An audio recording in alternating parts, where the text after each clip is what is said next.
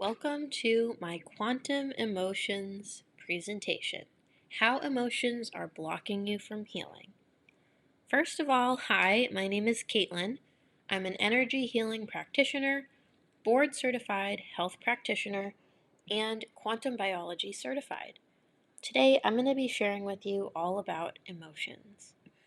This is really going to be bridging the gap between energy healing and quantum biology, shedding light on how they're so connected and how our emotional health really is a part of our quantum biology.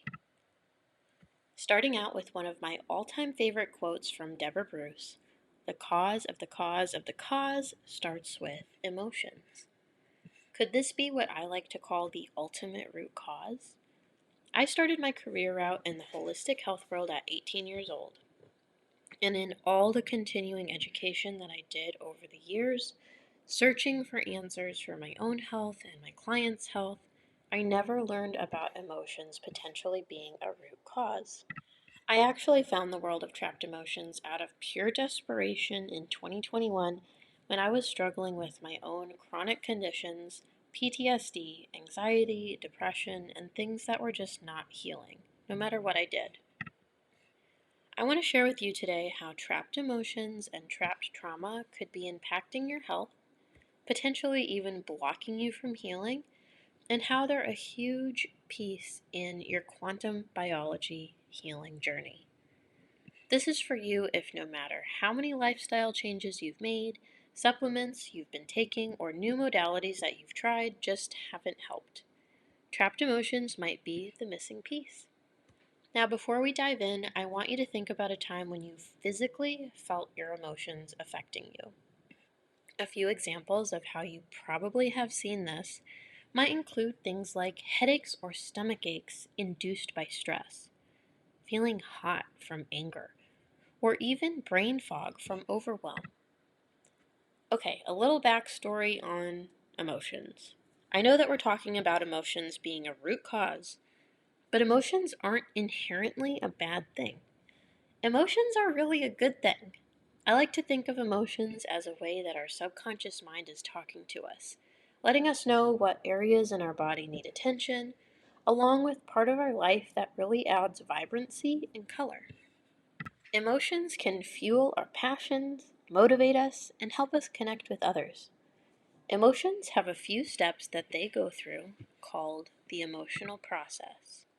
The first step in the emotional process is that our emotions are created in our organs. So it's really cool. Our organs create emotions. The heart creates emotions like abandonment, betrayal, insecurity, and vulnerability. The kidneys create emotions like fear, blaming, creative insecurity, and wishy washy. And the liver is known to create the emotional energy of anger, frustration, and resentment. The second step is we experience the emotional energy. We feel that emotional vibration and experience all that comes with it. Think about a time when you felt really excited and really happy. Now think briefly on a time when you felt really sad and really depressed. Those are very different vibrations, and you felt very differently when you had those emotional experiences. Then the third step of the emotional process is we release that emotional vibration. Example, the emotional energy moves along. We don't feel that charge of the emotion any longer because the energy has moved along. We've completed the emotional experience. So if emotions are a good thing, and we're supposed to be just going through this process, the 3 steps, how are emotions a root cause that are blocking us from healing? When those steps that we just went over get interrupted, the energy of the emotion has the potential to get stuck and lodged in our tissues. They can get stuck anywhere in the body or the biofield, where they'll constantly vibrate at that specific frequency of the negative emotion. Energy? Vibrations? Is this woo-woo? Yeah, let's have a quick refresher on how you are made up primarily of energy. Your 99.99999% pure energy to be exact. Atoms are made up of protons, neutrons, electrons. But when you go even tinier than that, you're going to find that atoms are really actually made up of 99.99999% energy. I love how Dr. Bradley Nelson describes our physical body to just be a very thin glove surrounding our energy body. Here's a great visual of how much empty space is within an atom. If the atom were the Lincoln Financial Field, the nucleus would be a P on the 50-yard line. So crazy. We are also each surrounded by a field of energy called the biofield. The biofield is a torus-shaped energy field that surrounds each of us. It's said to extend 6 to 10 feet around the body.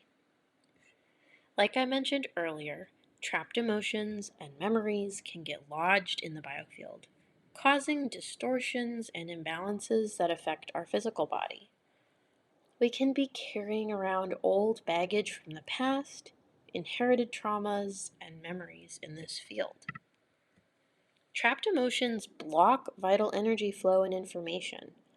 According to Dr. Bradley Nelson, just one trapped emotion is anywhere from the size of your clenched fist to a cantaloupe. Just imagine an energy blockage, for instance, in your shoulder joint or your liver or a meridian of that size. Of course, this would impede healing. Here's a visual that I made as a post a while back on my Instagram, just trying to show a visual of what it might look like to have these balls of energy trapped throughout our body. It's important to remember that trapped emotions are almost always negative, so that means that they are always vibrating at a chaotic resonance, driving discoherence. Trapped emotions can be from small or big traumas. Remember, all that needs to happen to trap an emotion is that emotional process to get interrupted. Something as simple as not allowing yourself to cry can trap an emotion. Trapped emotions can be inherited. Trapped emotions can go from generation to generation, snowballing until someone decides to address it. Trapped emotions can be prenatal, meaning they were absorbed from our mother or another person while we were in the womb. Trapped emotions can be absorbed from others and shared with others. So maybe different experiences from your life are flooding your brain right now. And you're like, oh yeah, I've been through it. My life has been hard. I've suffered from chronic illness, childhood stuff, whatever. You're thinking of it. Or maybe you're like some of my clients who have said, but my life really hasn't been traumatic. Could I really have trapped emotions? I was actually getting this question a lot. People asking whether or not emotional release sessions were a good fit for them because they felt like their lives were really normal.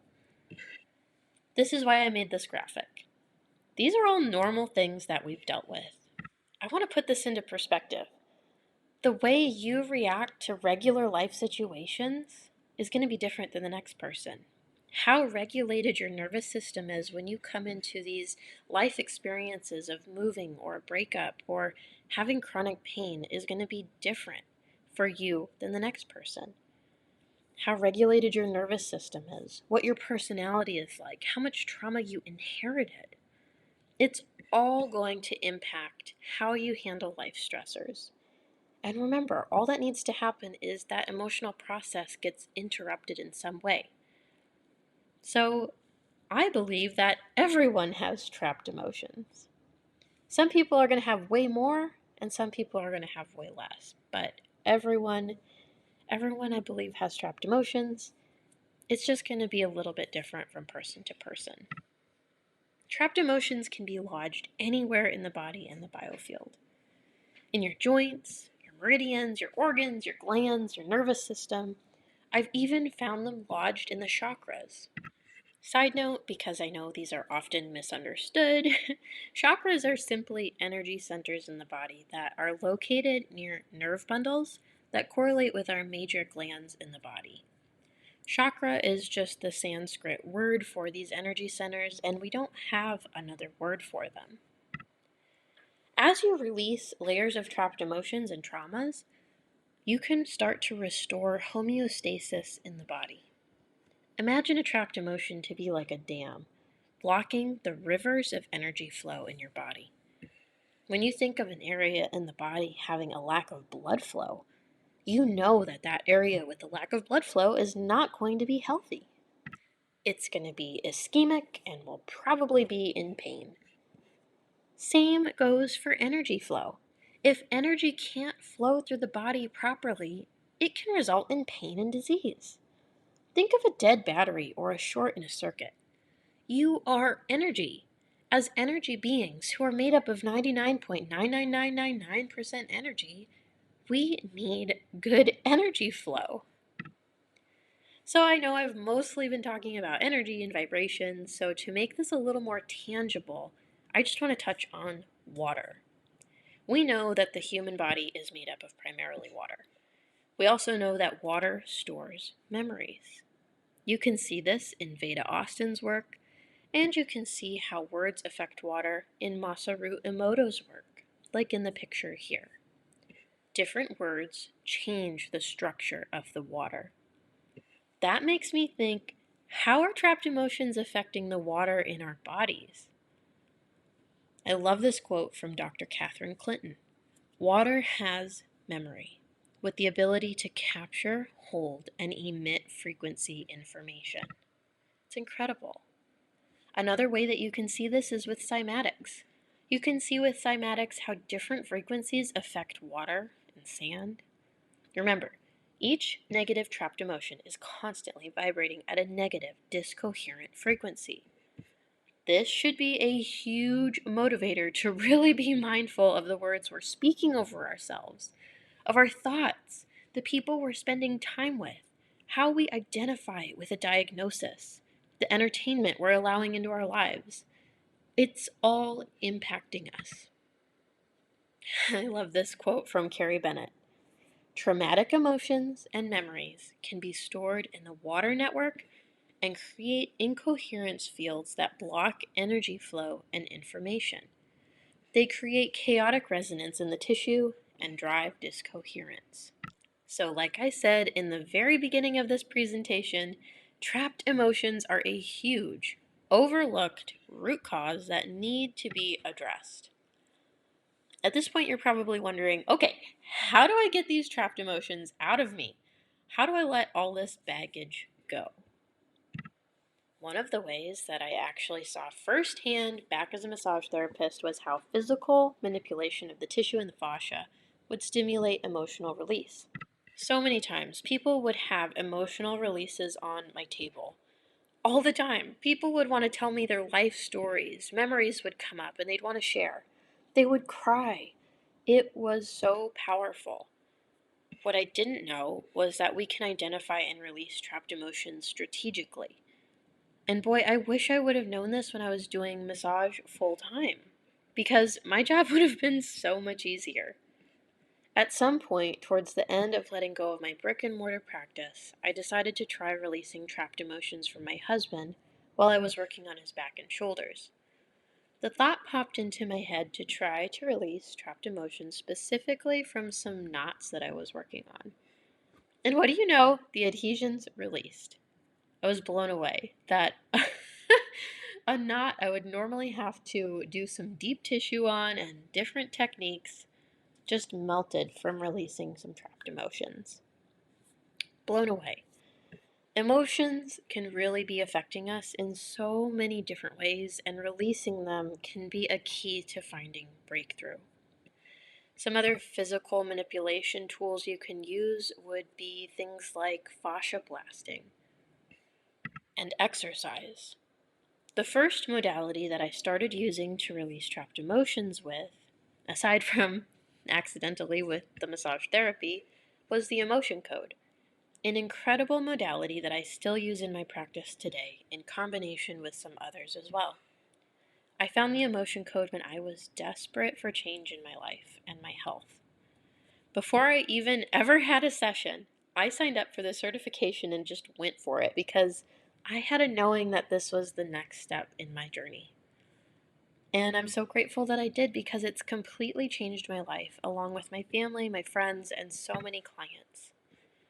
The Emotion Code is a book that you can read and you can learn how to identify and release trapped emotions in your own body. Then there's the BodyCode, which goes a step deeper. After I got certified with the Emotion Code, I completed the training for the BodyCode. It's an incredible way to address deeper things like trapped memories, energy, and other root causes to help bring the body back to a state of coherence. Dr. Bradley Nelson is truly incredible with a heart to help the world, and I'm so grateful for his work. The other modality that you can use is biofield tuning, a sound healing modality created by Eileen McCusick. I was first introduced to her work at a conference where doctors were suggesting to use her sonic slider, a tuning fork that was designed to support the immune and the lymphatic system. Of course, I started using that, and at the time, I was still doing my root cause protocols with my clients, along with lymphatic enhancement technology. So it was really fun to have this powerful tool to use hands-on with my clients. Eileen found that she could comb the biofield with tuning forks, even from a distance, just like we can do with the Emotion Code and the BodyCode. Using her method and the sounds from the tuning forks, it would restore balance to the biofield and address old trapped traumas, hurts, and memories that had been stored there. It's truly incredible. You can also see in this picture how she mapped out the biofield anatomy.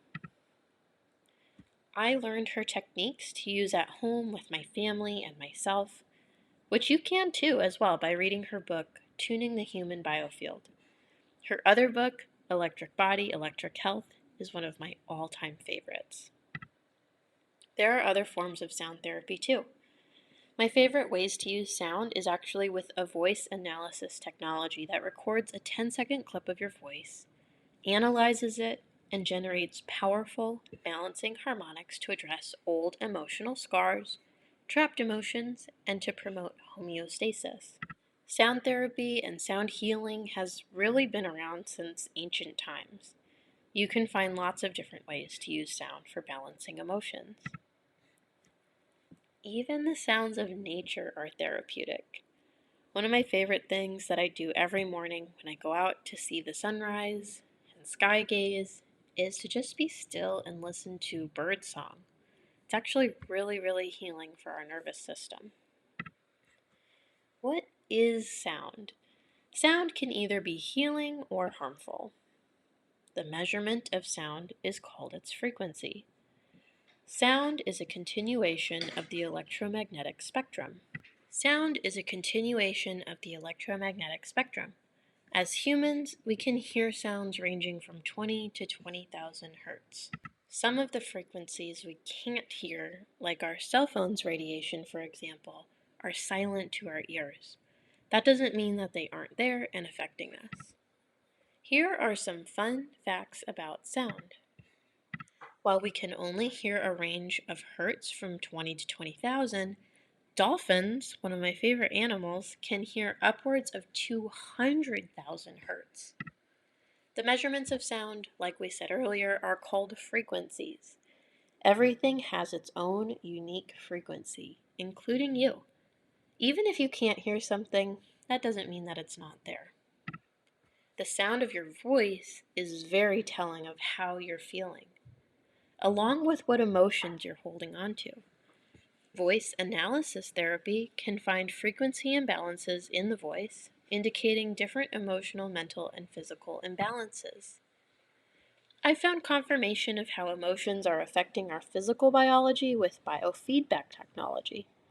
Like, for instance, in this body system scan with the AO scan technology, we can see that emotional imbalances of cowardice, skepticism, spiritual imbalances, suppressed feelings, and physiological stress were directly affecting this person's digestive system.